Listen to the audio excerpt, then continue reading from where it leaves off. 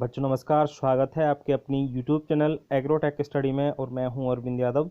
बच्चों फिर मैं हाजिर हूं MPPAT की क्लास लेकर, जिसमें हम आपको पढ़ा रहे हैं BHU ICR UP CATET CGPT Z.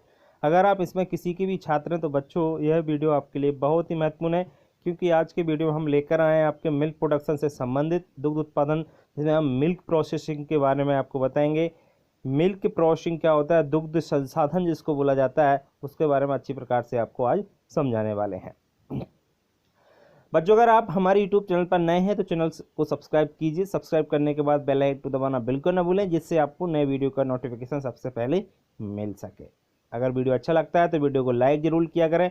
Like करने के बाद अपने दोस्तों को शेयर जरूर कीजिए। चलिए बच्चों, अब हम इस वीडियो की बिल्कुल देर ना करते हुए शुरुआत कर लेते हैं। बच्चों सबसे पहले हम बात करेंगे पाश्चुरीकरण की, यानी पाश्चराइजेशन जिसको इंग्लिश में बोला जाता है। तो पाश्चराइजेशन देखिए आप लोग, पाश्चराइजेशन की उत्पत्ति लुईस पाश्चर ने की थी। बच्चों एक वैज्ञानिक थे लुईस पाश्चर ने पाश्चरीकरण की उत्पत्ति की थी। इसके आप ये भी कह सकते हो पाश्चर, इंग्लिश में बोलते हैं पाश्चराइजेशन, तो पाश्चराइजेशन के फादर बोला जाता है लुईस पाश्चर को, ठीक है ना। पाश्चुरीकरण से दूध के 99% जीवाणु नष्ट हो जाते हैं। बच्चों क्या होता है कि दूध को गर्म किया जाता है एक निश्चित समय पर, निश्चित तापमान पर, और उसमें जो जीवाणु होते हैं ना वो नष्ट हो जाते हैं 99%।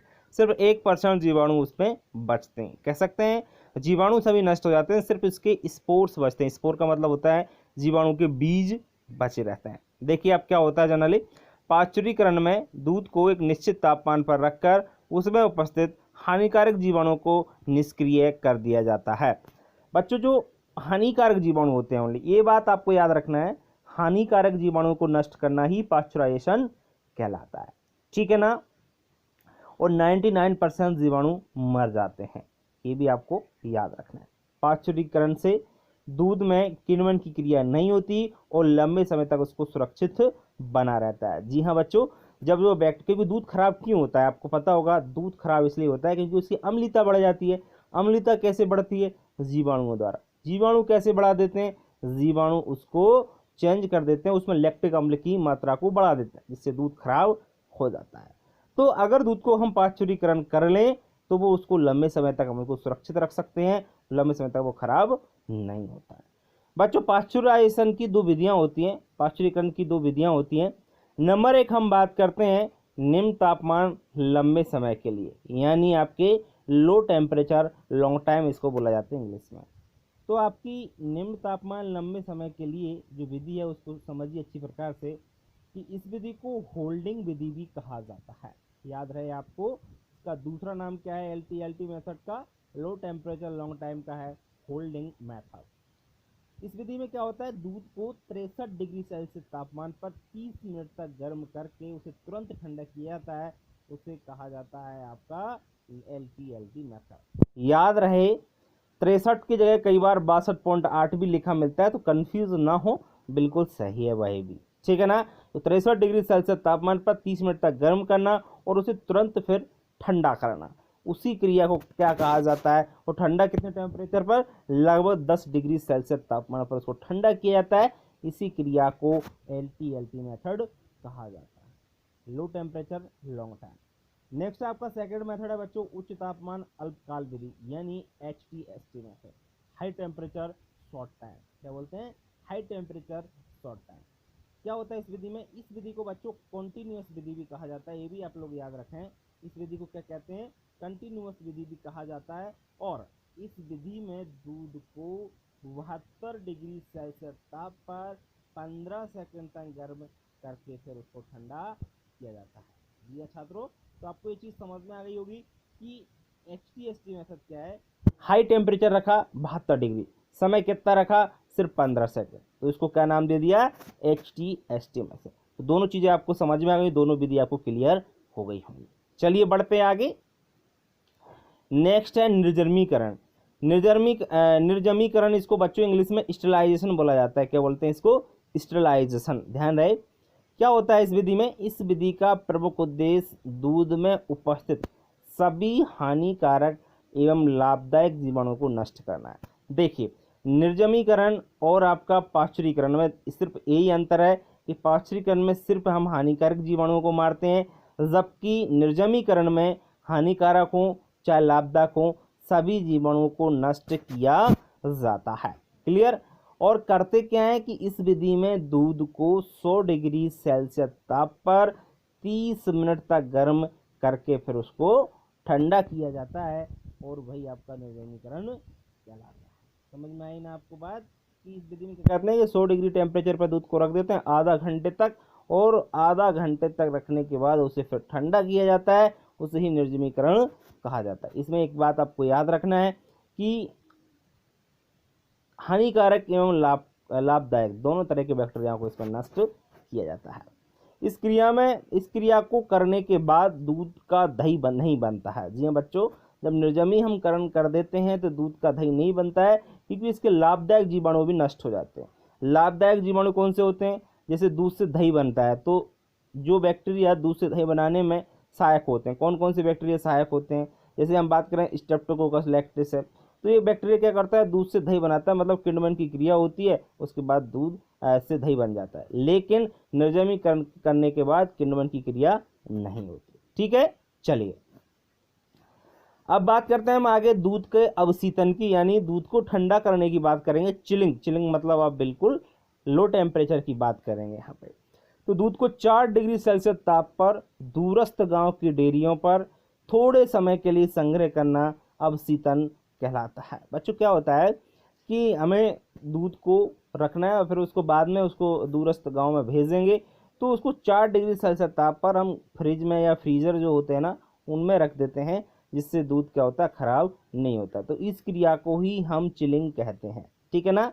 टेम्परेचर विशेष याद रखना सभी के, क्योंकि टेम्परेचर चाहे पाश्चुरीकरण का हो, चाहे आपका निर्जमीकरण का हो, चाहे चिलिंग का हो, तीनों का आपका टेम्परेचर विशेष याद होना चाहिए, क्योंकि कई बार ये प्रश्न आपके एग्जामों में पूछे गए हैं। क्लियर। चलिए अब बात करते हैं होमोजेनाइजेशन की, दुग्ध का समांगीकरण। होमोजेनाइजेशन क्या होता है बच्चों, इस क्रिया में दूध की वसा गोलिकाओं को छोटे छोटे कणों में विभाजित कर दिया जाता है, ताकि दूध के ऊपर क्रीम की परत एकत्रित ना हो, तब वसा दूध में समान रूप से उपस्थित रहे। इसका मतलब क्या है, इसका मतलब ये है कि बच्चों जो दूध होता है ना, दूध में वसा जो पाई जाती है, फैट जो पाया जाता है ना, वो गोलिकाओं के रूप में रहता है। गोलिकाओं का मतलब गोले, छोटे छोटे गोले रहते हैं, बिल्कुल छोटे छोटे, और वो आपको पता है कि आपेक्षिक घनत्व वसा का कम होता है, तो वो ऊपर तैरने लगती है। जैसे दूध को हम निकाल के लाए और दूध को रख दिया तो ऊपर एक लेयर बन जाती है, परत बन जाती है। ठीक है ना। तो वो लेयर ना बने तो उसके लिए क्या करते हैं, इसको बहुत तेजी से एक मशीन में से निकाला जाता है, जिससे उसके और छोटे छोटे कण हो जाते हैं बसा के, और पूरे दूध में वो अच्छी प्रकार से घुल जाता है, अच्छी प्रकार से मिल जाता है। ठीक है ना। जैसे ऊपर एक कोई क्रीम की परत नहीं बनती है और बसा में दूध समान रूप से उपस्थित रहता है। तो समझ में आ गया होमोजेनाइजेशन क्या होता है। ठीक है, चलिए अब बढ़ते हैं हम आगे। नेक्स्ट बच्चों, दूध का आपेक्षिक घनत्व ज्ञात करना, रिलेटिव डेंसिटी क्या होती है, अच्छी प्रकार से समझना है। वेरी इंपॉर्टेंट चैप्टर चल रहा है बच्चों, इसमें से बहुत सारे प्रश्न आपके इंपॉर्टेंट हैं, सभी एग्जामों में आपके पूछे जाते हैं। जैसे हम बात करें दूध का अपेक्षित घनत्व बच्चों लैक्टोमीटर द्वारा ज्ञात किया जाता है। एक यंत्र होता है लैक्टोमीटर, लैक्टोमीटर द्वारा दूध का अपेक्षित घनत्व ज्ञात किया जाता है। रिलेटिव डेंसिटी किसके द्वारा ज्ञात करते हैं, लैक्टोमीटर यंत्र द्वारा। क्लियर। चलिए लैक्टोमीटर में 0 से 40 तक निशान होते हैं, ऊपर से लेके नीचे तक कितने निशान होते हैं, 0 से 40 तक। कई बार एक प्रश्न पूछा गया है ये कि बताइए दूध का अपेक्षित किसके द्वारा ज्ञात करते हैं, लैक्टोमीटर द्वारा। कितने उसमें अंक होते हैं, तो ध्यान रखें 0 से 40 तक उसमें निशान या अंक होते हैं। ताजे दूध में कार्बन डाइऑक्साइड गैस की उपस्थिति के कारण तुरंत दूध का अपेक्षित घनत्व ज्ञात नहीं करते हैं। जी बच्चों, जैसे अपन दूध निकाल के लाए तो अपन ने देखा होगा कि ऊपर उसमें क्या होता है, जनरली गांव में जो बोला जाता है, कुछ बोलते हैं कि उसमें फसूकर रहता है, ऐसे ऊपर उठा रहता है, तो उस समय ज्ञात नहीं कर सकते अपेक्षित घनत्व, क्योंकि उस समय उसमें क्यों रहता है ऊपर, क्योंकि कार्बन डाइऑक्साइड गैस उसमें आ जाती है इसलिए। ठीक है ना। तो जनरल बात हुई। चलिए बढ़ते हैं इंपोर्टेंट पॉइंट की ओर। गाय के दूध का अपेक्षित घनत्व 1.028 होता है। कितना होता है बच्चों, 1.028 होता है, ध्यान रहे। और भैंस के दूध का अपेक्षित घनत्व 1.032 होता है, जबकि बसा का अपेक्षित घनत्व 0.93 होता है। तो बच्चों इससे हमें एक चीज क्लियर हो गई है कि अपेक्षित घनत्व जैसे भैंस के दूध का सबसे ज्यादा है, समझ रहे हो ना बात को, क्यों? क्योंकि इसका दूध गाढ़ा होता है, समझ गए ना। जबकि बसा का अपेक्षाकृत घनत्व कम होता है, क्योंकि इसका वजन आपने देखा होगा कि ये इसकी परत ऊपर दूध के बन जाती है, ऊपर एक लेयर बन जाती है, क्योंकि इसका अपेक्षित घनत्व क्या होता है? कम होता है। इसलिए तो आपको अपेक्षित घनत्व याद रखना है, कई बार एग्जाम में पूछे गए। ठीक है, चलिए तो ये दुग्ध प्रोसेसिंग का आपका आगे बढ़ते हैं हम आगे नेक्स्ट आपके बच्चों। नेक्स्ट है आपका क्वालिटी कंट्रोल इन मिल्क, यानी दुग्ध गुण नियंत्रण। क्वालिटी के बारे में बात करें कि दूध की क्वालिटी में कई बार क्या होता है? मिलावट कर दी जाती है, दूध में पानी मिला दिया या कुछ और मिला दिया, समझ। तो इन सब चीज़ों के बारे में हम अच्छी प्रकार से अब अध्ययन करने वाले हैं। देखिए हम कैसे पहचान सकते हैं कि दूध में पानी मिला है और कैसे, तो बहुत सारी विधियां हैं। जैसे सबसे पहले हम बात करें ज्ञान इंद्रियों द्वारा परीक्षण। ज्ञान इंद्रियों द्वारा परीक्षण मतलब जैसे आंखों द्वारा देखकर, नाक द्वारा सूंघकर, कुछ हद तक हम शुद्धता का पता लगाया जा सकता है। आंख से देखकर भी और सूंघकर भी पता कर लेते हैं, बहुत सारे लोग कर लेते हैं जनरली। पानी मिले हुए दूध या क्रीम निकाले हुए दूध का रंग हल्का नीला हो जाता है। मान कर चलिए अगर आपने दूध में से क्या निकाली? क्रीम निकाल ली या उसमें पानी मिला दिया, तो क्या होता है? दूध का कलर चेंज हो जाता है और हल्का नीला कलर हो जाता है। तो हम बिल्कुल पहचान सकते हैं अगर कलर हल्का नीला हो गया है तो समझ लीजिए या तो इसमें से पानी मिलाया है, इसमें पानी मिलाया है, या इसमें से क्रीम निकाल ली है। ठीक है ना, तो आप आंखों द्वारा ये चीज़ पहचान सकते हो। ठीक है ना, तो ये ज्ञान इंद्रिय द्वारा हम परीक्षण कर सकते हैं दोनों चीज़ों का। आगे हम दूसरे टेस्ट की बात करते हैं, COV टेस्ट। एक क्लॉट बायोलिंक टेस्ट कहा जाता है इसको, इसकी फुल फॉर्म है क्लॉट बायोलिंक टेस्ट। ये क्या होता है? COV परीक्षण दूध में खीस की उपस्थिति ज्ञात करने के लिए किया जाता है। कई बार क्या होता है बच्चों, खीस तो जानते होंगे आप लोग, बहुत सारे बच्चे नहीं जाते हैं तो बता देता हूँ। खीस को इंग्लिश में कोलेस्ट्रम बोलते हैं, और जब गाय या भैंस ब्याती है तो उसके तुरंत बाद जो दूध निकलता है, पीला पदार्थ होता है ना, उसे खीस कहते हैं। कई बार क्या होता है बच्चों, दूध में खीस की मात्रा मिला ली जाती है तो उसको जांच करने के लिए COV टेस्ट किया जाता है। ठीक है ना, तो इस चीज़ को आप याद रखेंगे। कई बार पूछा जाता है कि दूध में खीस के मात्रा ज्ञात करने के लिए कौन सी टेस्ट किया जाता है? ध्यान रखें, COV टेस्ट किया जाता है, क्लॉट बायोलिंक टेस्ट कहते हैं। ठीक है, चलो ये चीज़ क्लियर हुई होगी, बढ़ते हैं आगे। नेक्स्ट है आपका बसा परीक्षण, फैट टेस्ट। ये क्या होता है? देखिए मतलब दूध में बसा कैसे ज्ञात करेंगे। दूध का बसा परीक्षण ब्यूटायरोमीटर से गर्बर मशीन द्वारा ज्ञात किया जाता है। एक यंत्र होता है बच्चों ब्यूटायरोमीटर, उसके द्वारा हम ज्ञात कर सकते हैं कि दूध में फैट परसेंटेज कितना है। ठीक है ना, गर्बर मशीन द्वारा हम पूरा ज्ञात कर लेंगे। फिर कैसे करते हैं वो आप देख लीजिए। बसा परीक्षण हेतु ब्यूटायरोमीटर में क्या करते हैं, 10 ml आप सल्फ्यूरिक एसिड ले लेते हैं, 10.7 ml दूध और 1 ml एमाइल एल्कोहल का प्रयोग करते हैं। तीनों की मात्रा अपन को याद होना चाहिए, क्योंकि कई बार ये पूछा जा चुका है एग्जाम के। बताइए कितना दूध लेते हैं आप जब बसा ज्ञात कर रहे हो, तो है ना। तो इस प्रकार से आप जरूर याद रखें। और फिर क्या करते हैं, इसमें बसा परीक्षण अब केंद्रीय बल के सिद्धांत पर आधारित होता है।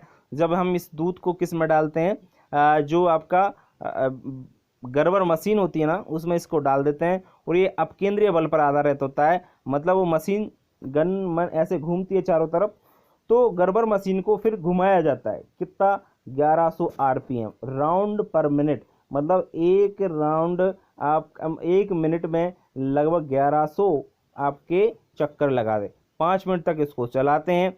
जब 5 मिनट तक इसको चलाते हैं और फिर ब्यूटारोमीटर द्वारा बसा का जो पाठ्यांक है उसको पढ़ लिया जाता है, जिससे पता चल जाता है कि उसमें कितना बसा है, फैट कितना है। ठीक है ना, ये तो मशीन के द्वारा होता है जनरली। वैसे फैट ज्ञात करने की और भी बहुत सारी मशीनें आती हैं, उनके द्वारा। आपने देखा हो, अपने गांव में डेयरी होगी तो एक जो मशीन होती है उसको चारों तरफ घुमा देते हैं, ब्यूटारोमीटर से फिर उसको ज्ञात करते हैं, कितना होता है फिर पता चल जाता है। चलिए फैट टेस्ट आपको समझ में आया। कई बार पूछा जाता है कि बताइए बसा की मात्रा किस यंत्र के द्वारा ज्ञात करते हैं, तो याद रहे ब्यूटायरोमीटर के द्वारा। चलिए बढ़ते हैं आगे नेक्स्ट आपके प्रश्नों की ओर। नेक्स्ट आपका टेस्ट है बच्चों अम्लता परीक्षण, एसिडिटी टेस्ट। चलिए इसको जान लेते हैं, बहुत अच्छा है आपका। ताजे दूध में 0.14 से 0.16% तक अम्लता होती है। मतलब जो ताज़ा दूध, जैसे हमने गाय या भैंस को दूध निकाल के लाए, तब उसकी अगर एसिडिटी चेक करेंगे तो ताजे दूध की एसिडिटी होगी 0.14 से 0.16%। 0.14 से 0.16% उसकी अम्लता होती है, बहुत कम होती है, ना के बराबर अम्लता होती है शुरुआत में दूध में। फिर ताजे दूध के पीएच मान की बात करें तो पीएच मान होता है 6.7 होता है। तो पीएच मान तो जनरली सब लोग जानते होंगे, जैसे पीएच मान 7 होता है तो उदासीन है, 7 से कम है। लो है तो आपका कैसा है, अम्लीय, और 7 से ऊपर है तो आप कह सकते हो वो क्षारीय है। तो दूध की जो कह सकते हैं दूध आपका कैसा होता है, थोड़ा अम्लीय होता है, क्योंकि अम्लता उसकी 0.14 0.16 होती है और पीएच भी उसका 6.7 होता है, यानी 7 से थोड़ा सा कम होता है। तो आप कह सकते हैं दूध कैसा होता है, अम्लीय। उसकी प्रकृति थोड़ी सी अम्लीय होती है, पूरी तरीके से नहीं कह सकते, क्योंकि 3 पॉइंट की तो कमी है। अगर 7 होता तो उदासीन हो जाता, जनरली हम कह सकते हैं उदासीन भी उसको बोला जा सकता है। अम्लता परीक्षण कैसे करते हैं, देखिए, सोडियम हाइड्रोक्साइड द्वारा ज्ञात करते हैं। और दूध की अम्लता ज्ञात करने के लिए एक प्लेट में 1 ml फ्लोप्थिलीन लेंगे। फ्लोप्थिलीन एक सूचक होता है, एक इंडिकेटर बोलते हैं उसको, और इसमें सोडियम हाइड्रोक्साइड मिला देंगे।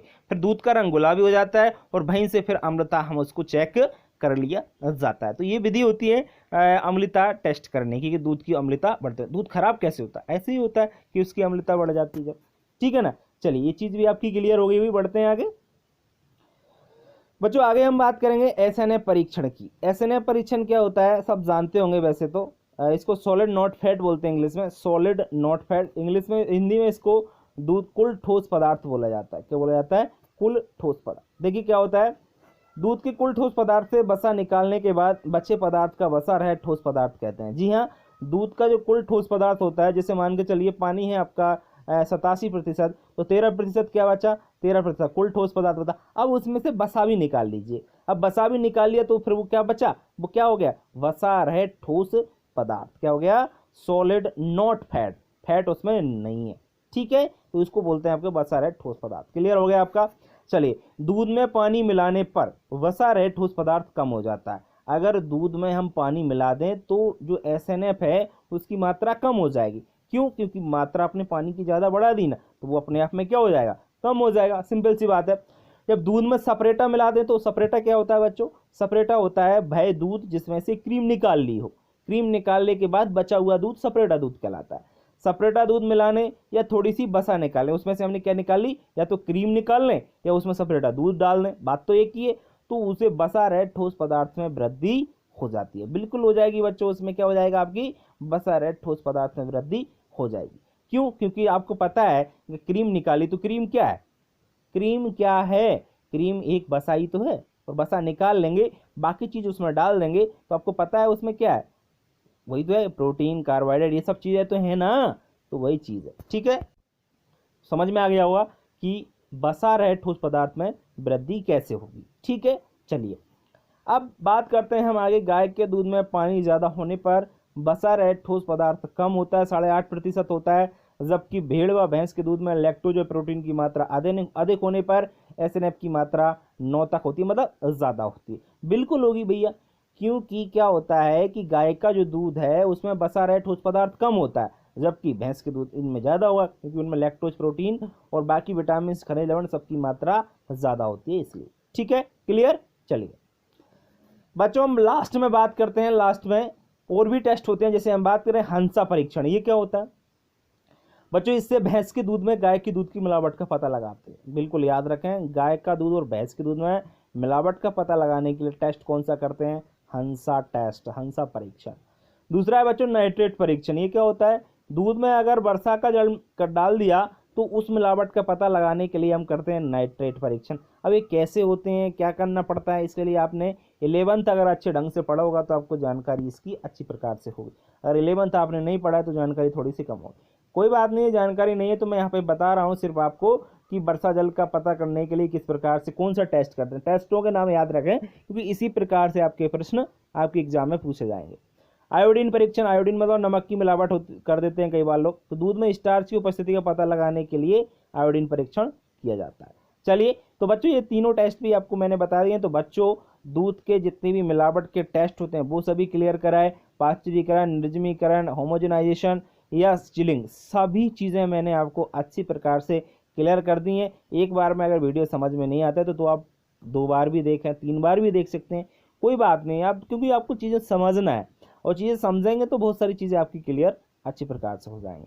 उम्मीद करता हूँ वीडियो अच्छी लगी होगी। वीडियो अगर अच्छी लगी तो वीडियो को लाइक करें और अपने दोस्तों को शेयर करना बिल्कुल ना भूलें, जिससे बच्चों उनका भी भला हो सके। बच्चों अगर आप हमारे YouTube चैनल पर नए हैं तो चैनल को सब्सक्राइब जरूर कीजिए। और बच्चों एक मैं आपसे रिक्वेस्ट करता हूं कि इस वीडियो को शेयर ज़्यादा से ज़्यादा करें। शेयर करोगे तो बच्चों सभी के पास वीडियो पहुंचेगा और सभी लोग इसका फ़ायदा उठा सकेंगे।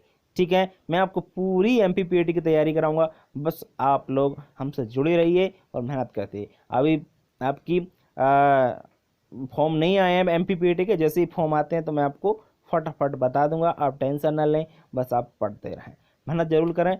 मेहनत करने वालों की कभी हार नहीं होती। ठीक है, चलिए आज के लिए इतना ही, कल फिर मिलेंगे, तब तक के लिए नमस्कार।